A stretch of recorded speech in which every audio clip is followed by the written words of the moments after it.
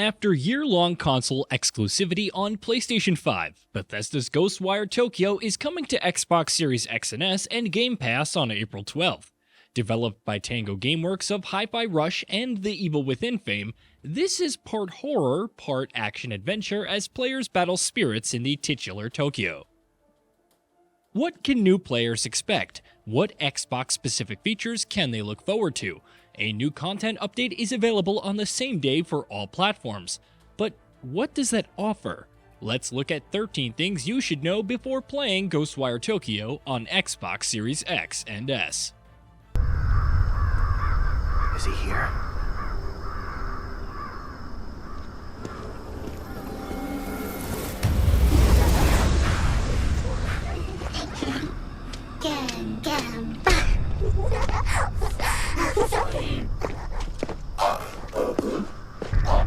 They won't stop me. Story and setting. Set in Tokyo during a perpetual downpour, the story sees Akito possessed by a mysterious spirit named KK after a traffic accident.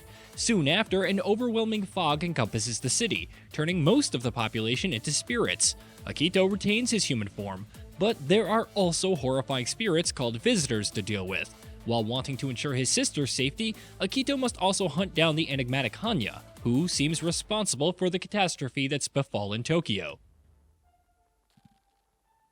Combat.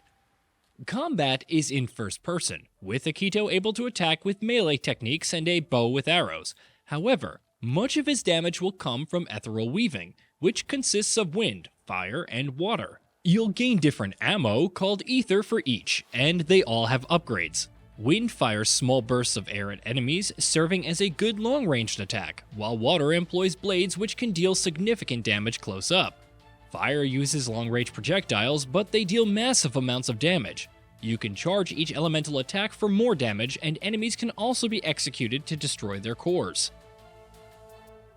Visitors. Inspired by Japanese urban legends, the visitors are hostile spirits that oppose Akito and KK throughout the game. There are several types like the Rainwalkers, your average grunts wielding umbrellas, the students who are more acrobatic and throw school stationery, the Forlorns, raincoat-wearing kids who summon other visitors when alerted, and the Kuchisaki, based on Kuchisaki Onna, who attacks with a large pair of scissors.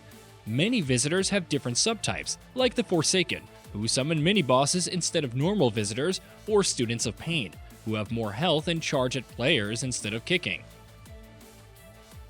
Activities. Though it's an action-adventure title, Ghostwire Tokyo offers a significant amount of open-world style activities. You can locate and collect human spirits, earning experience points and currency. Containment cubes, where you must dispose of visitors to access the spirits inside. Toady gates, structures that must be cleansed to clear up surrounding fog and access other areas. There are also various side missions with their own unique stories.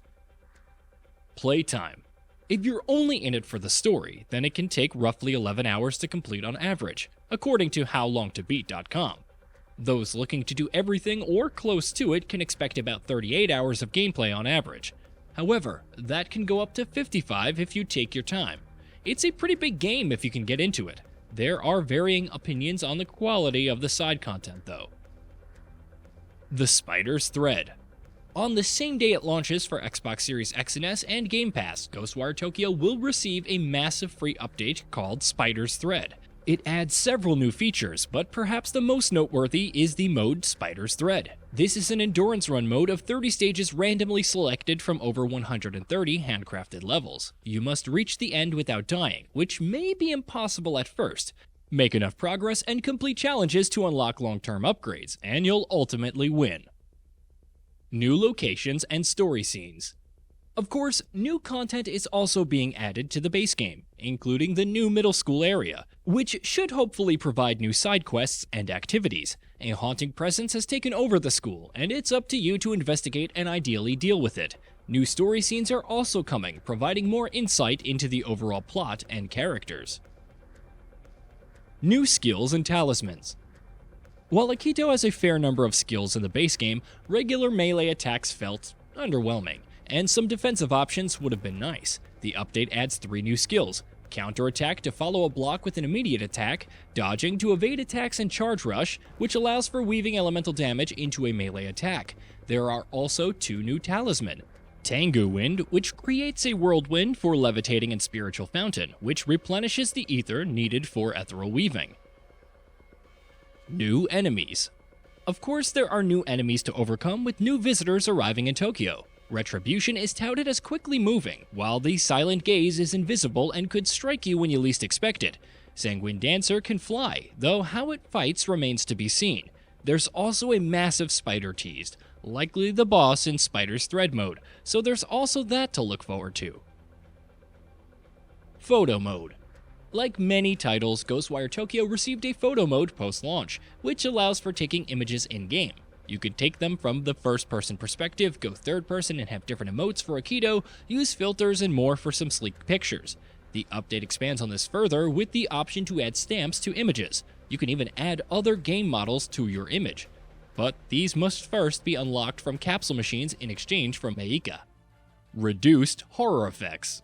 If the game intrigues you, but you're not a fan of the horror, there will be a new option, Reduced Horror Effects. It replaces certain physics effects with stickers of Shibuya Hachi, presumably based on the famous Hachiko. The feature still lacks details, so it's a good idea to test it first or learn more before jumping in. 4K Ultra HD, 60 FPS Plus, and variable refresh rate.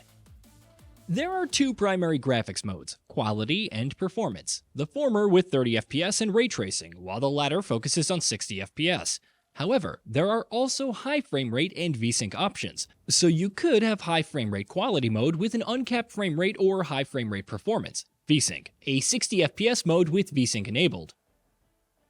At the very least, Xbox players can be assured of 4K Ultra HD and 60 FPS, since high frame rates support 120Hz displays. There's also the benefit of variable refresh rate, as per the Xbox Store listing, ensuring a smoother experience, for those with compatible displays of course. Xbox Play Anywhere. Releasing on the same day as Game Pass is already pretty great, but Ghostwire Tokyo will also support Xbox Play Anywhere. This means purchasing the game on Xbox or PC via the Microsoft Store nets a free digital copy of the game on another platform. Your progress carries over between both platforms, letting you switch back and forth per your preference.